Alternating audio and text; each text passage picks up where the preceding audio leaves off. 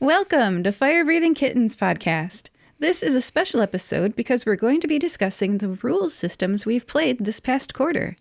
We will discuss the rules for the tabletop role-playing games Crowns, Dragon Slayers 2, Foretold, Specters and Spurs, Brains Brawn, Ironsworn, Spellcore Mafioso, LURPS, Lasers and Feelings, Welcome to the WWA, and Sexy Battle Wizards. So let's get into it. I guess I'll say hi, Errol's player and Chico's player. Hello. Hello. We've got some feedback from our members that Errol's player and Chico's player and I are going to read for you guys. Let's get into it. Otter and Odder was an actual play podcast of Crowns. It seems to be geared for long-term play with a single group. There's a lot of resource management to use when playing one session. Maybe it's the fact that we were only at level 4, but playing a beefier melee character and only having 10 HP felt strange. I personally am not a fan of resource management at the forefront of games. Of course, people have to remember to eat, drink, repair their equipment, but I prefer to have that just assumed as opposed to being one of the selling points of the game. Indeed. Many games that claim to be easy to learn are narrative-based and don't have intricate combat mechanics. Crowns had fighting mechanics that were both quick to read and number-based. I liked how different weapons dealt different damage, and there were multiple stat blocks for a variety of enemies. I liked how you could customize your character's defense with armor and customize their attacks with skills. One thing that didn't feel great, though, was how much rolling to confirm there is in Crowns. After an opponent hits you, you have to roll to confirm, or else it deals half damage. You deplete an enemy of all of its hit points, but then you have to roll a second time to confirm that it died, and if you fail, that enemy with 0 hit points is still alive. Rolling twice to confirm instead of rolling once lengthens the rules discussion during combat and decreases immersion. Code Purple was an actual play podcast of Dragon Slayers 2. Dragon Slayers 2nd Edition. Very good rules light fantasy RPG. It was intuitive and simple to understand, but did not lack for some fun character building goodness. Spells had multiple properties and feats, were also very interesting and fun, could easily be adapted to a long play fantasy campaign similar to D&D, and it's free. Gotta love free. I really enjoyed Dragon Slayers 2. The game itself feels like D&D light. Your damage scales with level, and your armor doesn't really affect stats. The system is really easy to learn mechanically. There is movement, actions, and that's pretty much it. Players go first, but everything happens at the same time. I feel as though the warrior and thief classes are a little lackluster on their own, but with feats you can spice them up and flesh them out more. The system really shines with magic, though. If you want something with a massive amount of utility, then mage is the way to go. You start with 2 spells and can spend SP to buy more. Each spell is essentially infinite as long as you don't upcast it or use spell versatility to cast it outside the scope of what's listed. There isn't really a spell check system in place, but there is a system for spending SP to bend the rules on spells. I can't stress enough how fun it was to just mess around with spells, though. The sky's the limit if you're creative enough, and you have a good GM that's more focused on rule of cool than not breaking things.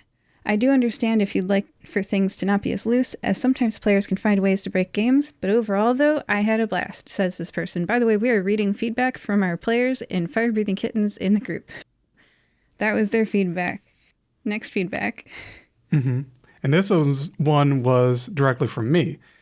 This was a fun system to play in. It was easy to learn and remember rules, and even when we forgot something, we were able to remember where to find it in the rulebook.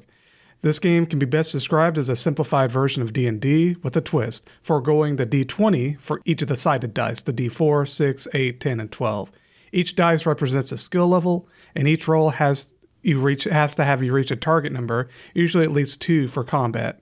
There's no AC, so combat is pretty fast. You just need to roll a 2. At our level, we had D10 for attacks, which meant we had a 90% chance to hit. Damage is whatever the number is rerolled, and that's about as complicated as it gets. I was able to adapt my unique ninja techniques in a way that's hard to do in other systems, and even invented some new ones with the creative spells listed in the book.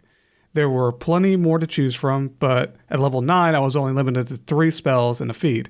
However, each spell and feat provides 2 to 3 different abilities, so there's no shortage on variety, and there's also no limit on spell casting unless you upcharge a spell. Combat skills and even things like spells, feats, races, and classes are easy to manage and understand. Its only weakness is how simple it is, but that can be viewed as one of its strong points. Give it a chance and it'll provide a fantastic experience. All right. Snackspionage and Backup Pan were actual play podcasts of Foretold. Excellent system. It was interesting to hear how the meanings of the cards were used to adjudicate the outcome events in the game. I think it worked really well for one-off games. I do worry that a long-form campaign could get a little too wild. Perhaps having alternate play rules that limit the major arcana in a deck a bit could alleviate this. But also perhaps it would just add to the fun. Many ways you could adapt this, like adding classes that change the things the cards do, or perhaps a setting where reality is yours to bend. I highly recommend people give this a try. I will say, just as a side note, that I think it does require a GM who's very flexible in interpreting the rules, because you would have to have a firm knowledge of the tarot deck and its meanings and things like that. And I found it astounding how well our GM did during the course of the game. Oh yeah, she knows all those tarot cards. Like, they actually mean different things to her. Mm-hmm. And as we continue, I'll set this off, another review. I love it. It's such a crazy cool thing to be able to change past, present, and future. Especially being able to change the past and therefore changing the present is so super cool to play with. Playing this system makes you think about how to solve problems in such a different way. I find it really refreshing and I would play again in a heartbeat. Also, seeing how the different cards and meanings play into everything is super cool as well. Mm-hmm. And then we have another feedback. I like the system a lot, and it was really easy to pick up and learn. The tarot aspect is always fun, and randomness is one of the reasons people play TTRPGs. I also like the agency it gives the GM. The cards are open to interpretation, so you can be as crazy or as grounded as you want. Challenges I could foresee as players not fully grasping the pure power of changing fate and the huge impact the major arcana could have. With a few sessions, I'm sure people would get the hang of it, though. Mm-hmm. Yeah, and here's my feedback I'm going to read. I was in the episode Backup Pan. The mechanics of Foretold, where you can change the past to impact the present, were genuinely fantastic. It reminded me of movies and shows where the storytelling jumped backward in time to let the past explain the present. For example, the first season of the show Lost, or the anime Steins Gate. Regardless of genre, it's true for every story. How the timeline is revealed is just as important to an audience as the story itself. And there's a storytelling element that time jumping really lets you dig into. Playing the Foretold, past altering the present mechanic made everything so much more interesting and fun. I would absolutely play Foretold again. Yeah, and next episode on the list is Bloodletting It Go, which was an actual play podcast of Specters and Spurs. Here's my feedback for that. During gameplay, we discovered an infinite damage hack where the players could prevent any single opponent they are fighting from ever attacking them. Maybe we were reading the rules wrong. I would have appreciated an example combat in the rulebook. We broke the game. Anyway, the next episode we're going to talk about is Gravity Boost, which was an actual play podcast of Brains and Brawn. Brains and Brawn was a simple rules system that lends itself well to jumping in and just being a part of the action. It lends itself well to any kind of setting, really, and is a lot of fun. If you want a quick game to run for some friends, it can be taught easily and ran with little to no preparation, as long as you have D10s and plenty of imagination. So true. It was pretty bare bones on its own, but for a single adventure, it felt nice. I like the rules light base games. It allows GMs to get in all kinds of funky with the rules. The lax nature and general ease of doing things is nice for a rule of cool style game, which I always love. And finally, the feedback from another person who played Brains and Brawn says in all capital letters, it was completely and utterly adequate. I think based on my research, Fighter Guy Studios has a ton of modules for adding content into Brains and Brawn, which probably makes it a bit more useful. I appreciated that everything was up for discussion when it came to attacks and skill checks. It was a very forgiving system that allowed us to focus on the game instead of the gameplay. But I don't think I would run it again without adding some of the extra content. But I did have good fun.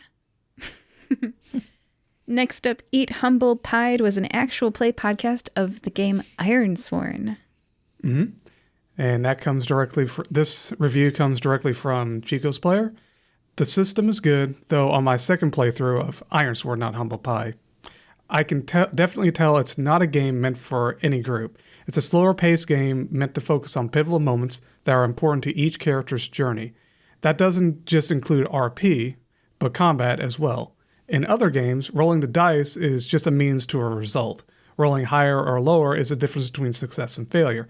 However, Ironsworn takes a different approach to this. The mechanic of rolling is focused on making tension. There's a higher chance for failure versus success, but the game is supposed to feel that way. The players and GM work together to create dramatic moments that shift the story.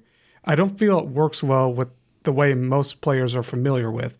It's a game with an acquired taste, and I feel that it's best appreciated in a slower paced environment with a focus on role-playing in the harsh world Ironsworn is meant to emulate. Yes. The next episode we're going to talk about is Corpses Don't Honk, which was an actual play podcast of Spellcore Mafioso. I've got some feedback that I wrote. In Spellcore Mafioso, there aren't any hit points, so if your character gets injured, it's expected that they die and you create a new character.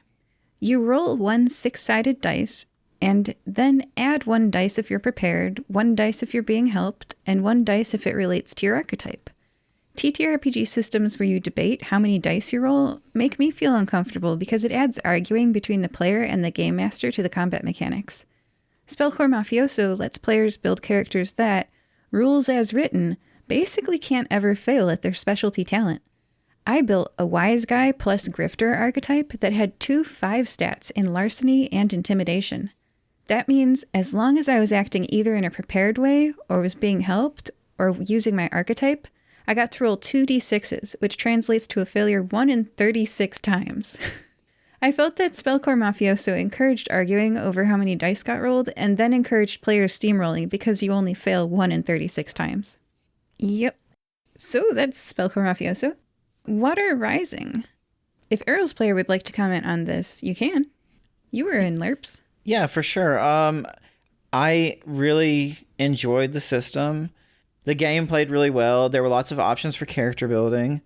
Overall, it was just a very solid system. I will say I didn't have to roll for like taking damage, but I do think the armor system is a little complicated. I don't think it's too complicated, but it does add a different level than just like having a base stat like armor class that someone rolls against.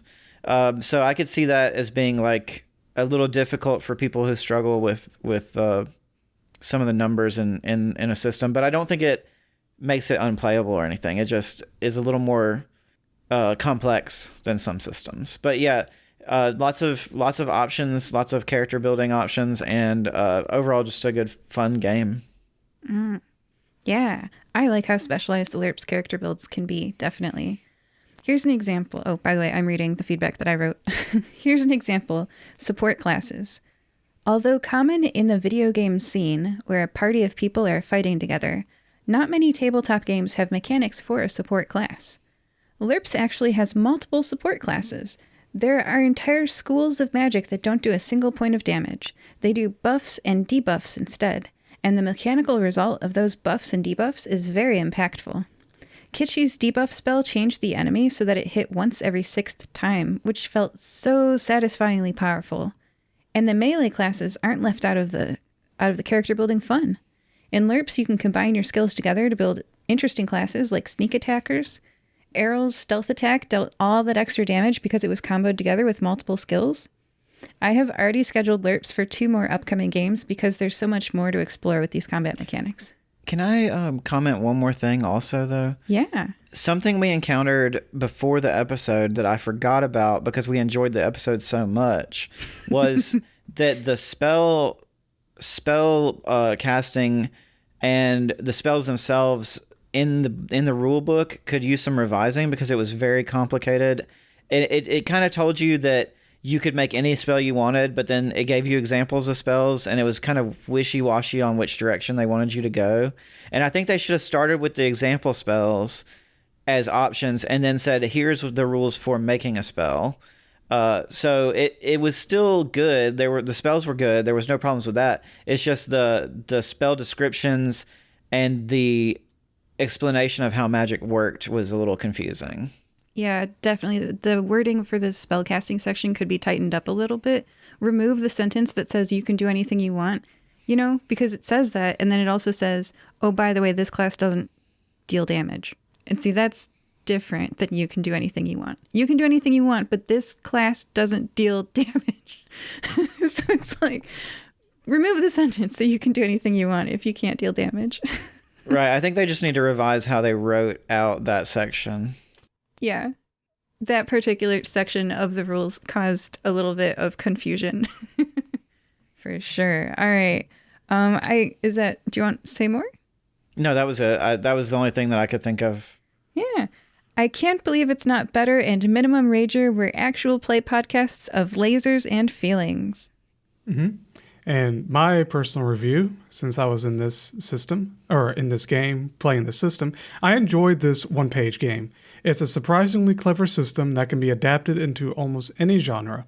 Because of how little mechanics go into it, there's a reliance on RP to fill in. When a check is needed, simply decide if it's a passive or aggressive check to determine lasers or feelings. My only criticism with the system is the assist mechanic, which requires another person to pass the check in order to add or subtract from the person who they're assisting, which seems pointless. A good game for a small spacefaring campaign like Star Trek, or a template for another genre in the same vein. Yeah, definitely. Trash Can Do was an actual play podcast of Welcome to the WWA. So for me, the system was great. I had no issues with it. It was a little... at first I didn't like that we had to go to 2 different documents to learn the rules, and I understand why they did that, because they didn't want to have to rewrite an entire rule book just for it, or maybe they were on limited time when they created the rules for the WWA. But I think a little refresher in the beginning for what the core rules are, if they had time to do that, would help the player and help people not have to purchase a second book. But the rules were good. It was fun creating a character. We didn't argue over the rules that I can remember. We had some over talk on each other and stuff like that, but a lot of that was just because we were excited playing the game more than there was no real arguing over the system from what I remember. Yeah. This is my review as the GM for this system. It's a very fun concept, similar in tone to Crash Pandas. Once again, you play as a small woodland creature in a human situation, that being a professional wrestling association. Core is a game building template that WWA used to make this concept work, and it works well. The nature of wrestling is to perform, and Core promotes the players and GM to roleplay the scene or frames in Core. Damage is dealt directly as your main stats, which act as your HP, and every attack, whether it be a wooden bat or a gun, always deals 1 point of damage. The system makes storytelling fun for everyone. WWA combines 2 of the 6 stats into one, creating 5 unique stats. There were plenty of unique to wrestling skills to choose from. The descriptions of each skill tell you enough to know what it is and allow players and GM to discuss different applications beforehand. I was able to tailor my game to suit everyone's expectations. My only criticism is the over-reliance on the core microsystem. While running, I feel the only thing WWA adds is a unique list of stats and skills, along with ideas of how to run the game. I would say after running the game, I spent 90% of the time referring to the core book and 10% to the WWA book. However, if I were to run a small campaign specifically focused on a wrestling association with woodland creatures, WWA would be the perfect guide.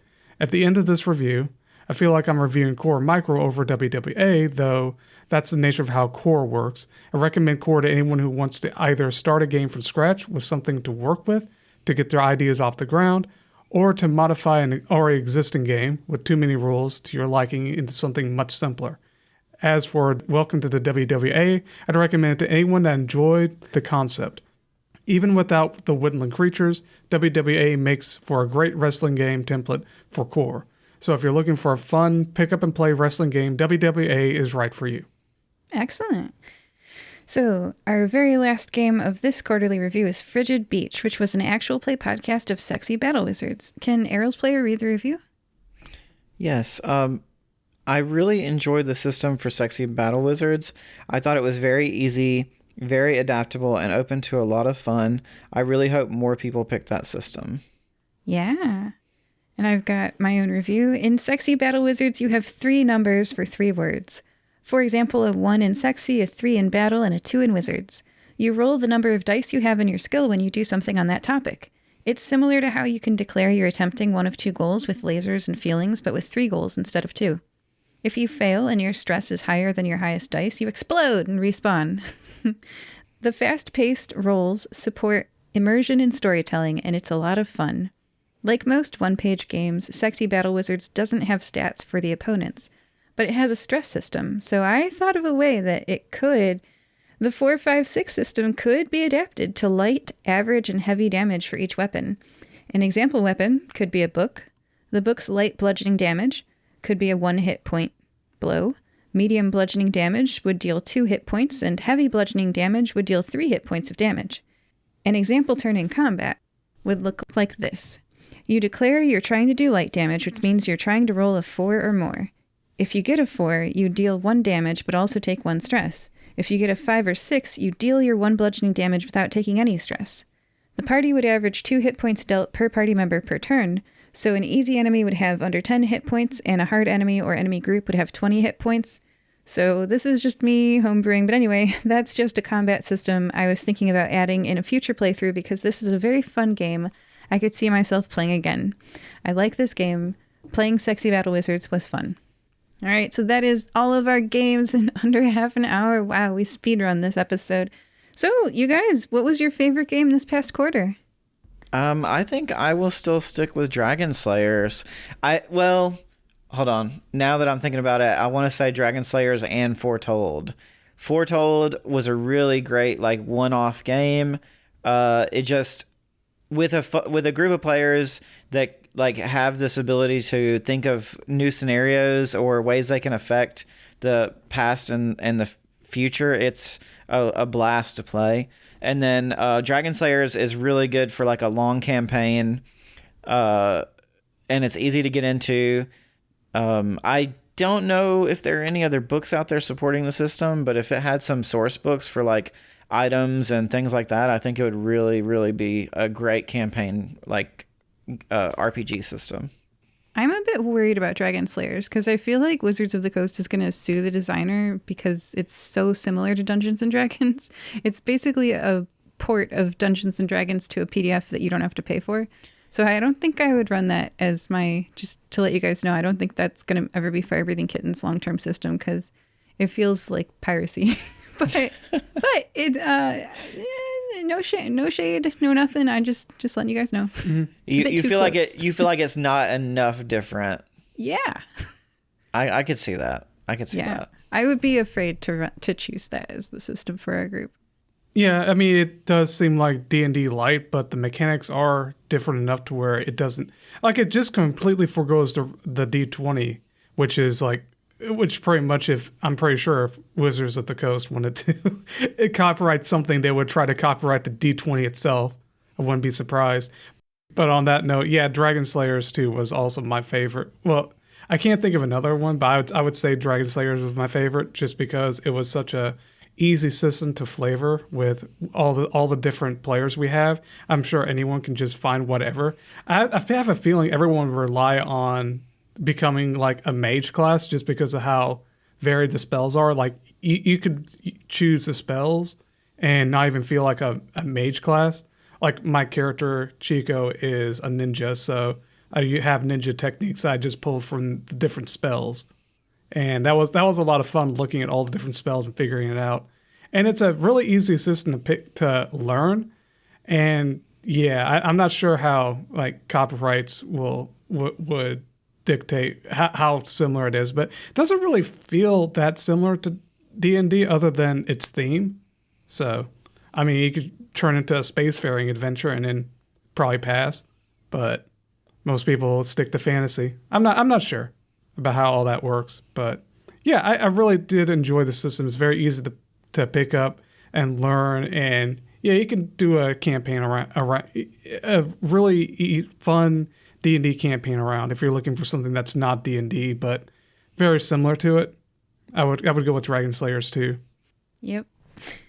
All right. And my favorite game was Foretold because it facilitated the best storytelling. I didn't go in there planning on lawyers sticking a poem with a limerick in the handle of my plan to save anybody who I smacked with it, but that's what I came out of. And I came out of like that game with a childhood friend, and it was just the random spontaneous generation of storytelling was maximized with Foretold.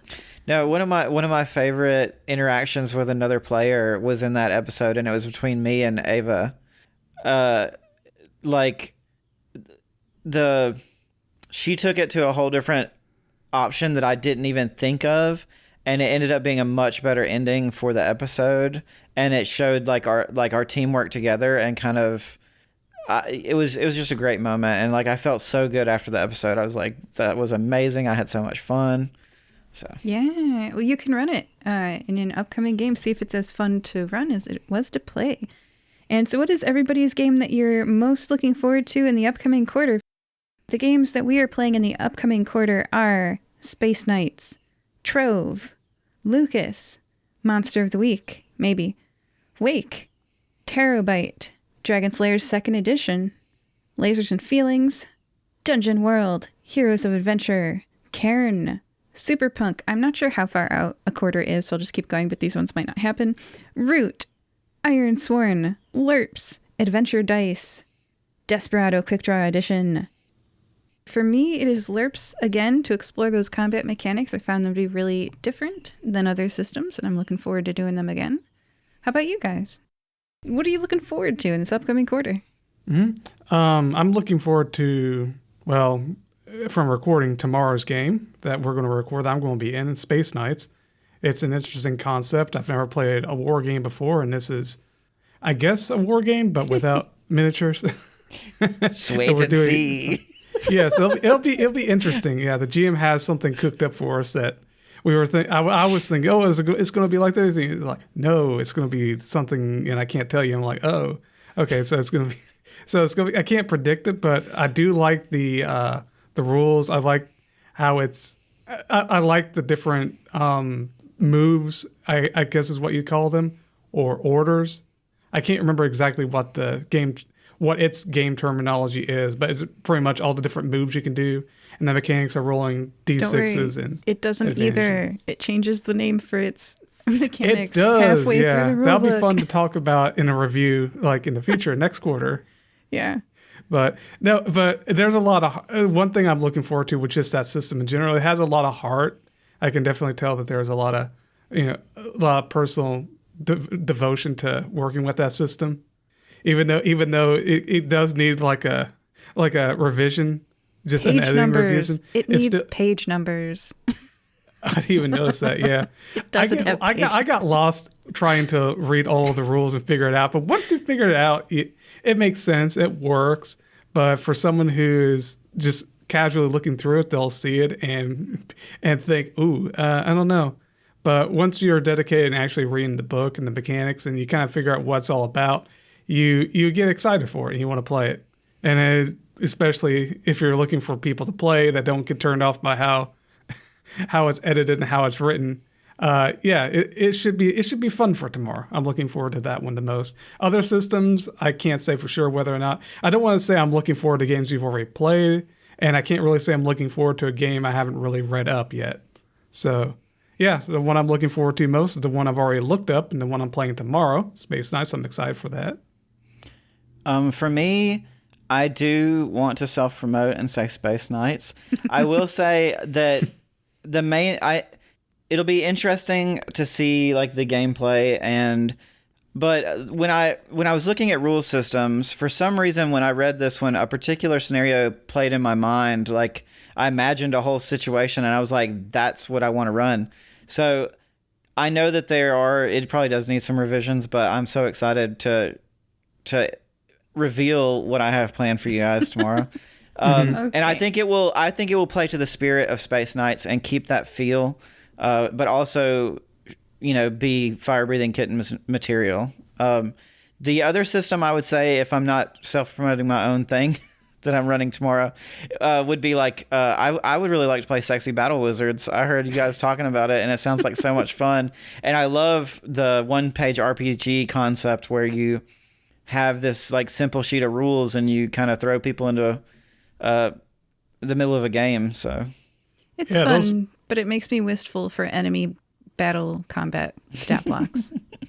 You know, like I've started evaluating games for, do they have stats for my different weapons? And do they have stats for enemies that are different? Because if not, I've done this before. And if I could pick a third, I would probably say LURPS. Although now I want to build a spellcaster because, well, Melee was still fun. So it would be fun to play again, for sure. Good, because I'm running 2 LURPS games in this upcoming quarter. Oh man, you know, but yeah, I like how both of you are most excited about the tangible game that we're playing this upcoming weekend. Like the best game is the game you get to play in, right? Yeah, that's true. Yeah, the ultimate enemy of D&D is scheduling. Right. I'm excited about Trove too, which I think we're playing in next weekend. Yeah. All right, so I will see you guys in an upcoming game. The best D&D is the D&D you get to play, right? Right. Mm-hmm. Yeah. And it always is fun when you guys are around, so I don't have any qualms about our next system. Yeah, as long as we can keep playing together, whatever we play is fun. Aw. Mm-hmm. All right, well, that's it, you guys. Bye. Bye. Bye.